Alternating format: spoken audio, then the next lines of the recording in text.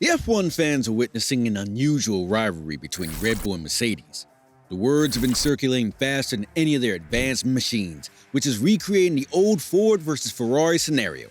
It was an interesting boss fight for the sports enthusiasts, but oftentimes, things have become more intense to not ignore all this under the blankets of the team's trash talk campaign. The controversies have been dominating the spotlights even before the 2022 Formula One season took its starting point. We are talking about the rivalry between the F1 giants Toto Wolff and Christian Horner, with Red Bull running at par with Mercedes. The second race of the season fixed in Saudi Arabia is something to be witnessed firsthand for any sports fan. The heat has been rising on track and off track with multiple word encounters exchanged between the bosses. The German automobile king was the sole emperor of F1 races for the past years. Later, the dynasty of Silver Arrows was overthrown last year by Red Bull. While it's not an end war, the fight didn't end with Max Verstappen crossed the finishing line looking at an empty road ahead through his front glass.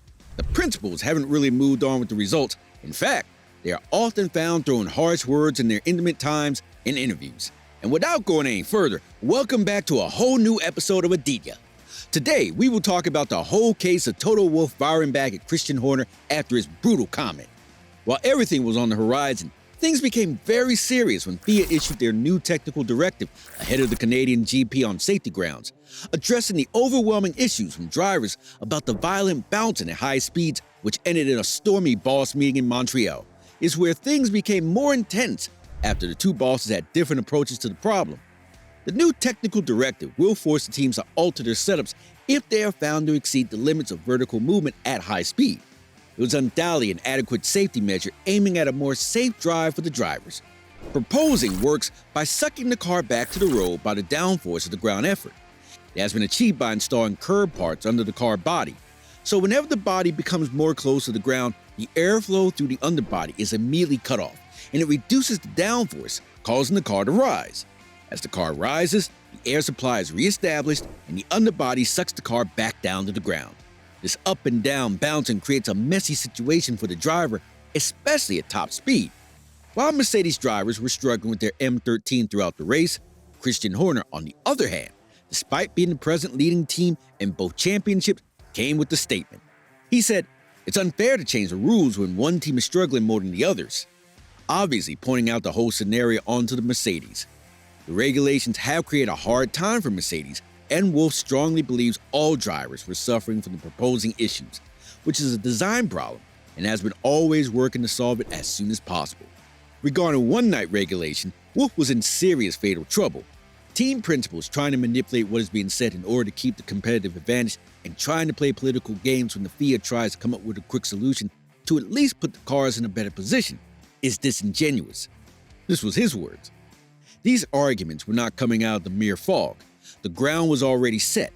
In an earlier interview, Horner had made a statement in order to showcase the differences between them and Mercedes by saying, "When I'm not on the track, being in the factory, I don't live like a tax evader in Monaco who ruins his teams from distance." But Toto, on the other hand, didn't actually seem to give more attention to the statement, as he now is more focused on regaining the once own position. Although he couldn't ignore the term tax evader taunt, for he had come with stating those words didn't trigger his emotions anymore because it shoots in all directions. A clever way of redirection had to be made on the situation. And placing third on Canadian Grand Prix has given him hope to regain some optimism. Also enough bulls to become more conscious in defending the one's own title. By the time the whole M13 scenario accused of having him lost his stuff at the Montreal meeting, an unrealistic comeback was out of options for many at the time considering the short span of time. In fact, it was the least possible turn of events anyone could expect to actually happen.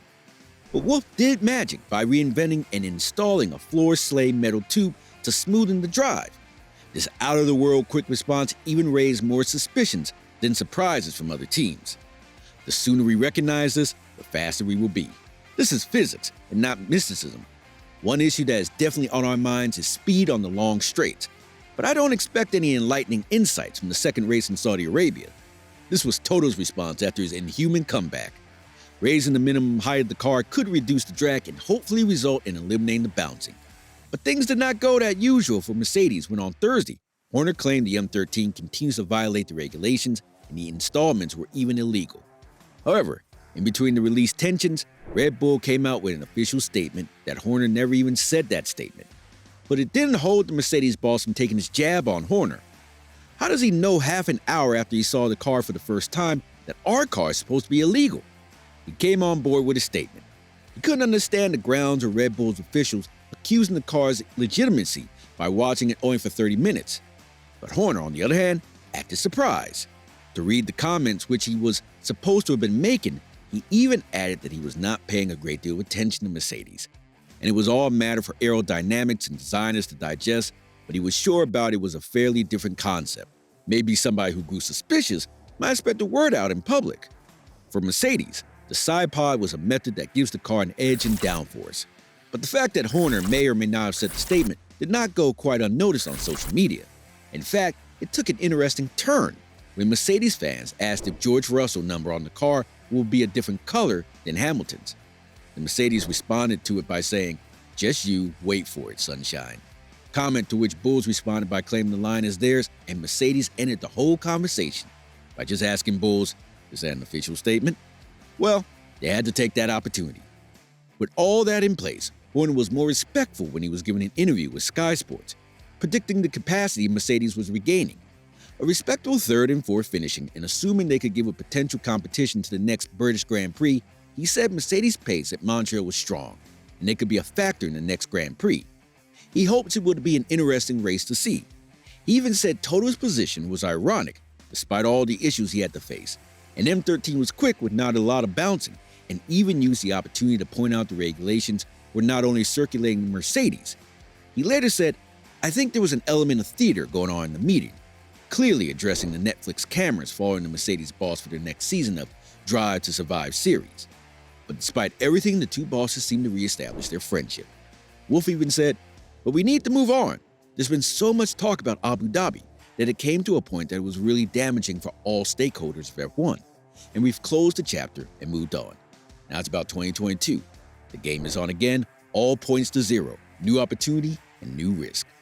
With the new season coming to a close date, Wolff is busy with creating a new design to make their car faster, since they are only 160 points behind Red Bull. However, things can take any direction if new regulations come as a surprise in this world. Hope you all enjoyed the video. Give a like if you did, and see you with a new video. Have a good day.